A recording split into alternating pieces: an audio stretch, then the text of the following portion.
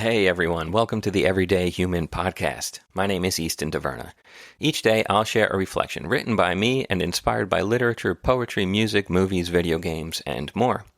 And after that, I'll share a prompt for you to write your own reflection. Together, we'll explore what it means to be human. Every month, we'll walk a new path, taking a look at life, death, the universe, and everything in between. Thanks for coming along. I'm glad you're here.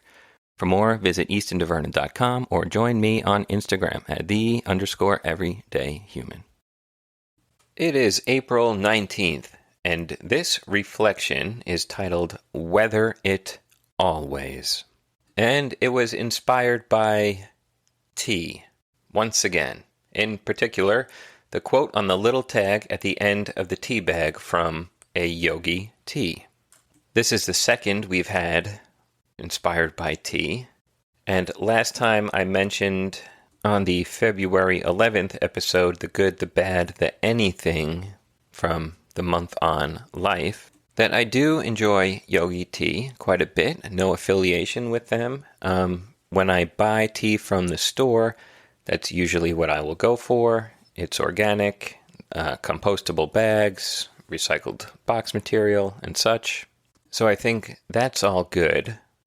I will say, if you are able to grow your own plants and make your own tea, absolutely go for it. And I love doing this practice.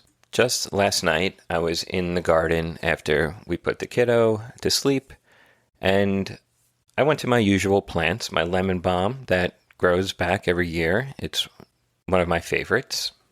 The lemon verbena is not quite ready. It still is young. I'm going to let it grow a little bit longer, but I have some fennel that grew back from last year that is ready to start picking little bits off for a little bit touch of flavor.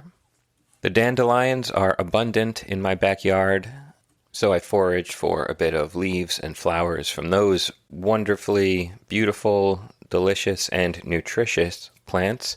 And I have mint growing back from last year that I use as well.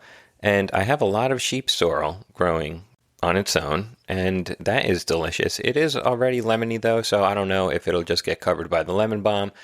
I might try some. Yeah, if you can grow tea or forage for it in pesticide-free, sustainably grown areas like your garden, absolutely go for it. It's calming, picking it, brewing it yourself. I make it fresh. You can dehydrate it or dry it. You can do that. They sell these machines to do it, or you can just put it in the oven, dry it out there. But yeah, do whatever you want, however you like it. It's a wonderful thing to get into. Okay, here is the quote.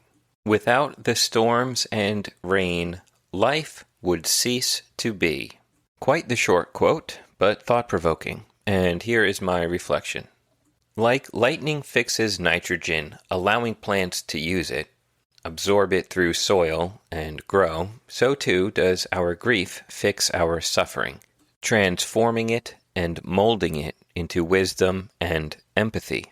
The rains give life to nearly everything on this planet, just as our tears and sweat free our souls, washing them clean of the dirt and anxiety and pain of life. A gale may knock down an ancient tree, and heartbreaking as it may be to lose its wisdom and shade, it clears the path for a new generation of growth in its place. Life that never would have been had it remained. So too when we suffer a loss, when we struggle, when we lose the comfort and complacency we once had, we make way for potentially profound change that we never could have imagined otherwise. Despite the damage to humans and everything we've built, hurricanes stir and thrash the ocean waters, mixing and redistributing nutrients like a blender, further supporting life that may not have had access to them before. They balance the planet's temperatures by moving excess heat from the equator, bringing it to the atmosphere where it is cooled.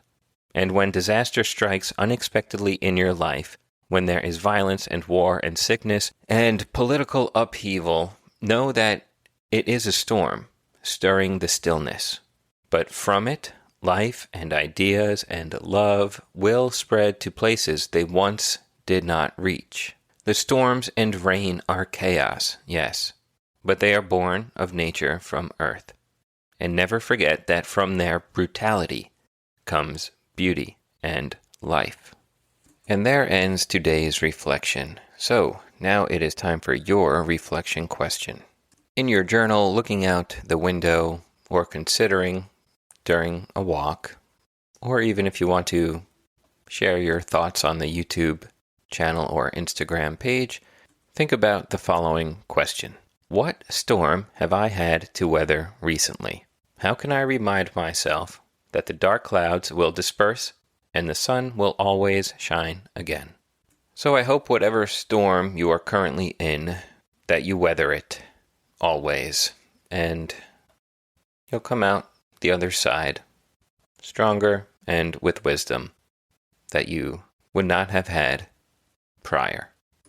And that's it for today, April 19th. I'll be back tomorrow, April 20th, with another reflection. Have a good one. Take care.